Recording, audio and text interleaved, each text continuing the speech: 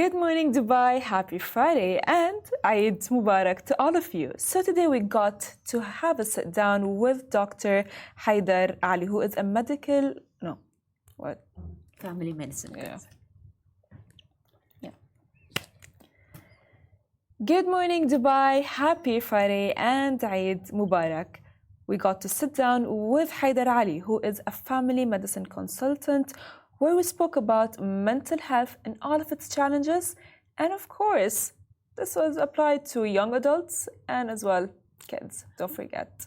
We also spoke about navigating through a genocide and causes, symptoms, everything that you need to look out for if your child might be struggling. And so, if you are not subscribed to the Lovin Meets podcast, don't forget, as I always tell you, to subscribe wherever you get your podcasts from. And as always, enjoy this show.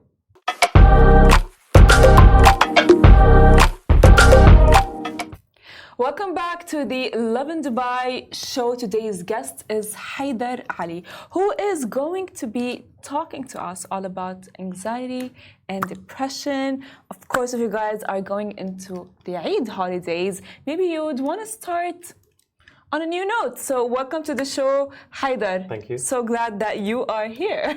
Thank you for having me. So, Yes. just beginning off, like, how common do you think, I mean, I know this answer, but still, how common do you think is depression and anxiety amongst young adults actually a thing? Because a lot of parents still don't buy it.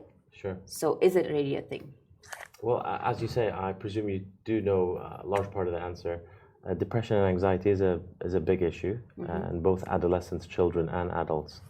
In 2023, actually, a study was done on adolescent school-going children in the UAE alone, and 58% were found to have suicidal behavior. So it's a big thing, a big issue.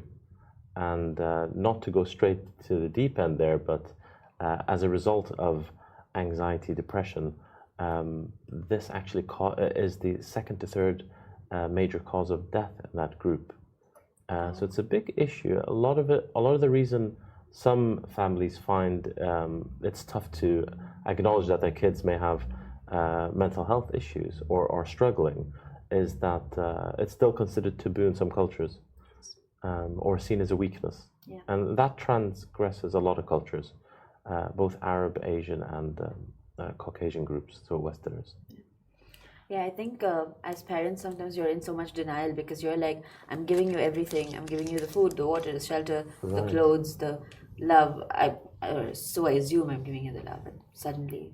Yeah, and as you rightfully put it, not everything can be, or rather good mental health can't be attained through giving things. So we're lucky to be in the UAE. We're blessed in many ways, but being busy and having things don't always equate to being in a good place. Yeah, so as like you talked about, what role do family dynamics and specifically environments? Because like sometimes some kids are around friends that actually do affect them a lot. Peer pressure. Yes, peer pressure, and not only that, as well, like work environments can, it can cause a lot of anxiety and a lot of depression. Yeah. So how common is that? So, I mean, all those things are recognized factors, triggers of anxiety, depression in all age groups. And it's interesting, your friend group, your relationships with them, your guardians, if you're a young person, is one of the major determinants of how well you do. So we're in a time, unfortunately, where there's a genocide going on, and that's affecting people whether you belong to that group or not. But why do some people do better mentally when they're faced with trauma? It's one of the main reasons is their interpersonal relationships with their parents first and foremost. And then if you have a confidant, a significant other, or best friends, it's that influence they give to you. So if they're positive or if they look beyond your day-to-day issues, then that may well push you into a more positive mindset. Yeah, but like what makes them more prone to anxiety and depression, you know what I mean? Because like a lot of, like I have seen it firsthand with like someone who just because like he is around like friends they kind of like convince them like, oh yeah, you're depressed. Sure. You have anxiety. This is anxiety. This is depression. So there are genetic risk factors and there are gender risk factors also. So genetics, you can actually, there are patterns of inheritance, much like if I had a particular genetic condition, 50% chance of getting it from a parent. It's not that straight cut with depression, but there is, if you've got a parent or both who suffer with significant anxiety or depression, there's a risk of getting that. Some of us, of course, mentally are more suggestible than others. So if you tell me, for example, there's this really, that you've recognized I'm bipolar or I'm depressed or there's something inwardly wrong with me, then I might take that on board more than someone who might dismiss it. When it comes to gender, post-puberty, we know that in ladies, because of hormonal changes, they're more susceptible to stress. Not exclusively, but that's one of those factors. So it's a tough question, and the answer is waffly as a result of that. But many factors to it. It tends to be genetic and social ones. Okay, so like, can we get into like how to identify this? Like, if my child has anxiety or depression, what are the symptoms? How do I know that they have? Sure, thank you. So I think a good way to think about this is comparing it to an adult. Adults in particular tend to be more withdrawn or show that they're not interested in things that commonly interest them. Okay. In young people, it tends to be labile mood, so they can be up and down quite readily. They can have hypersomnia, so they oversleep. Instead of not eating, they can overeat occasionally. Okay. Those are some of the factors that might occur, and be opening signs. But again, they're not exclusive. Like in my practice, I've seen plenty of kids who stop eating altogether and go into the realm of eating disorders. Right. When we say labile mood, you can be sad one moment, you can be angry the other, those kind of things. So what I tend to say to patients or parents of patients is to see, has there been a major behavioral change? Do you recognize your child? Are they struggling at school? Have they gone quiet all of a sudden? Or if it's the converse, if they're labile, so if they're getting particularly angry and they're not usually like that, or upset readily, has anything changed at home? Is there a trigger that the parent knows of? The best thing really is to communicate with your child or children. A lot of people who struggle, whether it's, let's say, grades in school, or they've done something that they know the parents perhaps wouldn't approve of, let's say a relationship if their parents are very religious, to know that you can talk to mom and dad or your guardian and that you're not going to be in trouble.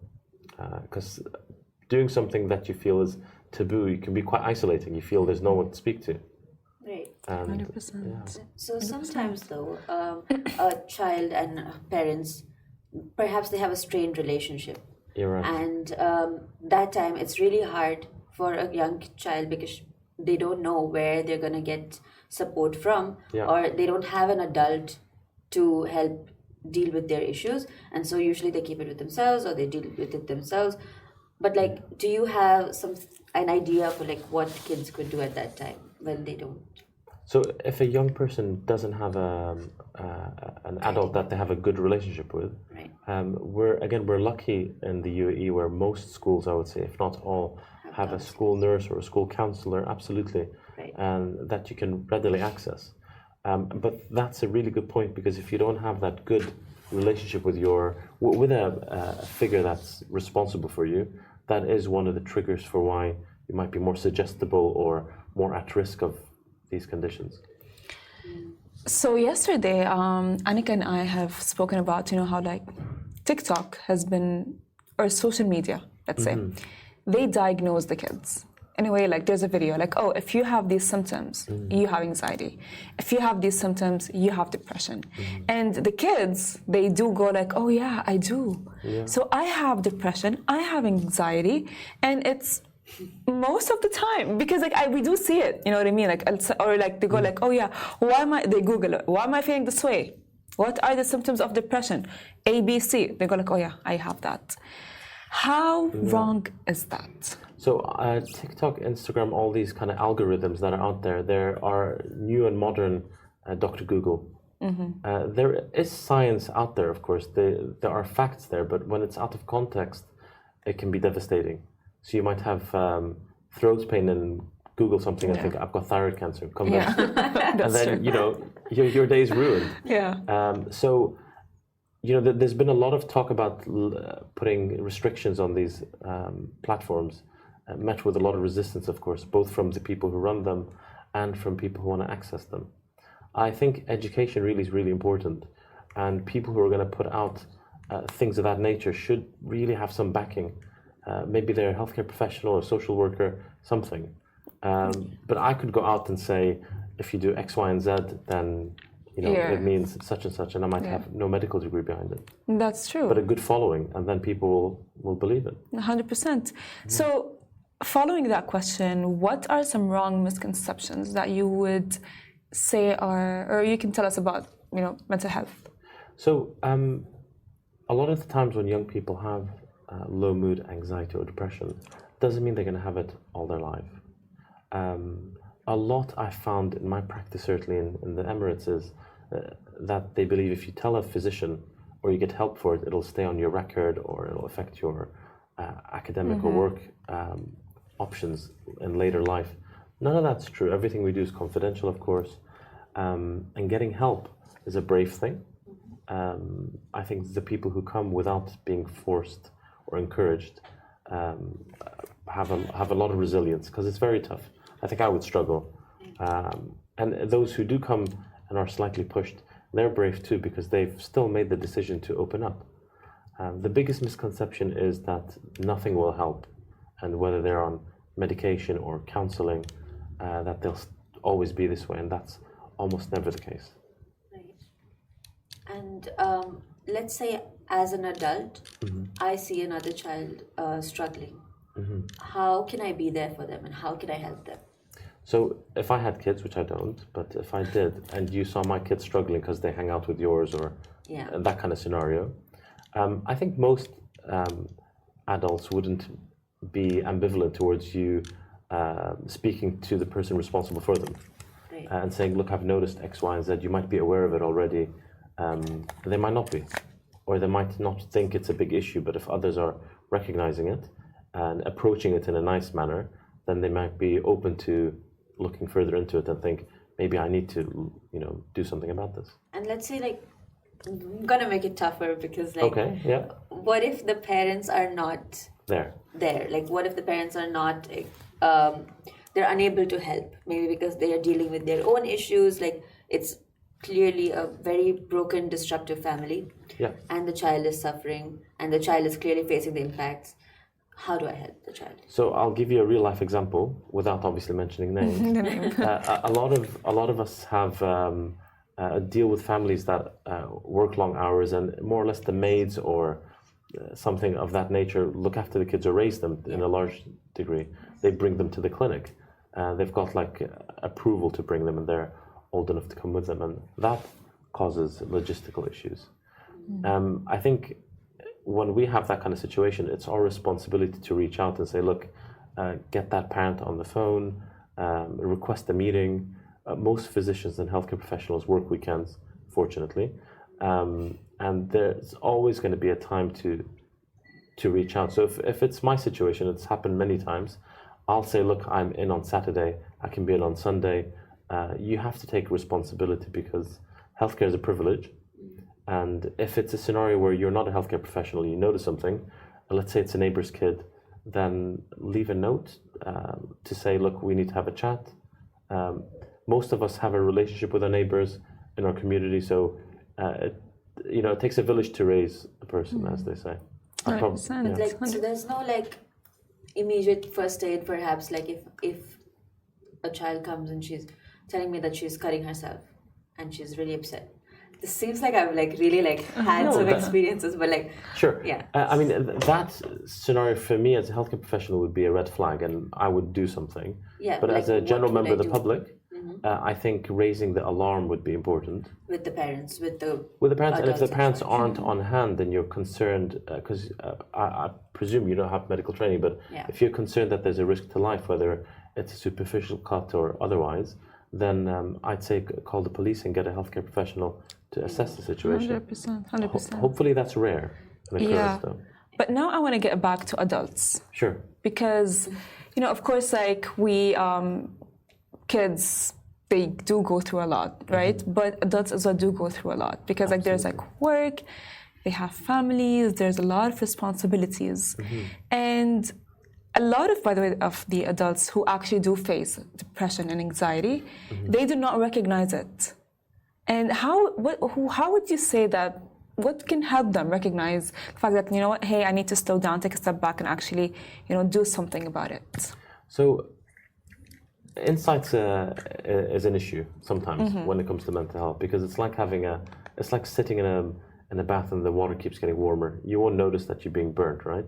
So in most workplaces, at least in healthcare, we talk about reflection. So if I worked here, every 6 months or a year, my seniors would say, we're going to do an in-house review of how you're performing and how you're doing. So relating that back to mental health, if I'm not recognizing that I'm unwell, perhaps, then a colleague might say, look, we've noticed X, Y, and Z about you. But if your questions related in particular to how can I be more mindful that I might be under pressure, keep a reflective diary. Again, it sounds a bit far-fetched, but in healthcare for the last 15 years of my career, from day one, we're encouraged to at least take an hour or two a week to look back at what we've done, how the week's gone, if we could do things differently. But like it's not like only for like work. I'm just give it as an example, because as well, a lot of, let's say, like families, they struggle to, I would say, raise their kids or keep the family going, and which can cause them like anxiety and depression, and a lot of responsibilities are on the top of their head. And they do not recognize that because, again, like the families or the person's, the adults' mental health will for sure affect the whole family. It's a big pot, isn't it? So if dad or mom or both are under pressure, it'll spill over onto the kids. I think it's a tough one. You have to really be open to realizing that we're infallible. Sorry, we're not infallible, that we make mistakes and we're not perfect. And if they've not realized that, anyone listening, I guess, is to think, how well am I doing? And to take an honest look at yourself. But that's tough. And that often relates to other people in that household, for example, saying, look, I feel you're being, harsh or too hard on yourself or whatever it is. But that's a tough one. I feel like recognition is, or I would say admitting, is the hardest thing for any young adult to be like, fine, I'm being too harsh on myself. I need a break. I need a step back. So what advice would you give, let's say, like the young adults to avoid that? It's hard, but I would say if you're struggling in any way or form, if you feel sad, if you feel you could be doing better, if you're judging yourself, speak to someone who's perhaps been in your shoes, speak to an adult, speak to your parents, speak to a confidant. Sometimes it's an uncle or an aunt that's the person you're more comfortable speaking to. There's plenty of resources you can call confidentially and speak to and let out that steam, I think I have one last question. Sure. Just for because we're in a time right now, there's genocide going on. The pictures, the videos that are coming out are horrifying. I know personally I had to cover it for around 3 days straight, and I went back home one evening and I broke down absolutely and just could not function, and I just kept weeping the whole day. So, and like after that for weeks I just was completely unstable. So that was just the impact I was feeling from seeing it on my phone. And like there are kids who are a lot less prone to these topics. So we're seeing all this footage.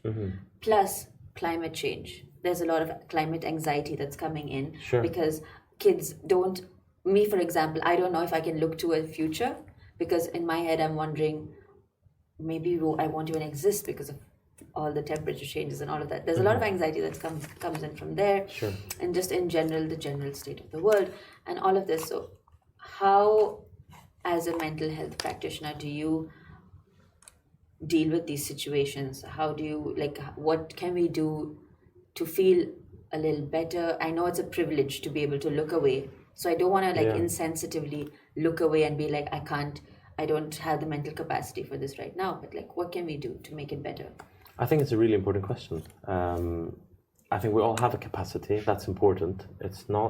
It is a privilege, as you say, to be able to turn off the phone or go off the story. Right. It's important to know what's happening. Right.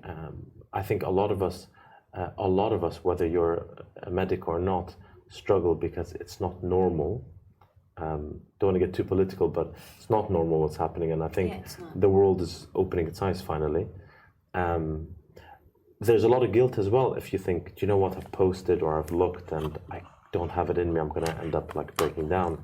So talking about it like you are now is a way of bringing attention to the plight of thousands, millions going through what's happening in Palestine and other places in the world, of course.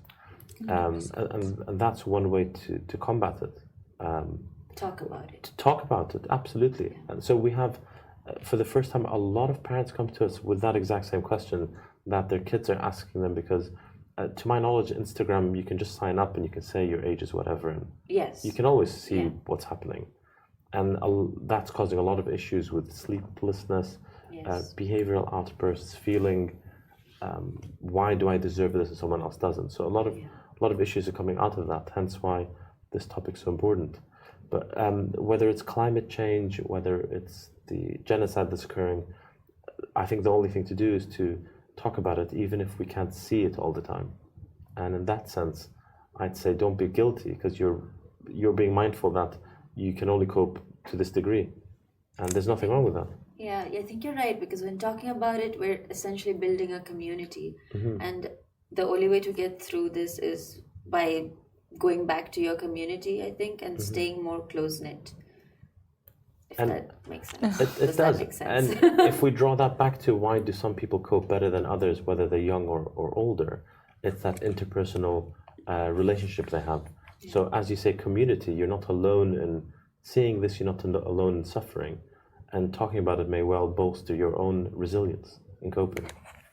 Well, thank you so much for being here, and thank you so much, Annika. A huge thank you to Haider for joining us on the show today, and of course, a huge thank you to Annika. Now, the Lovin Dubai show is going to be back with you live after Eid, which is going to be on the mornings as usual, 8:30 a.m.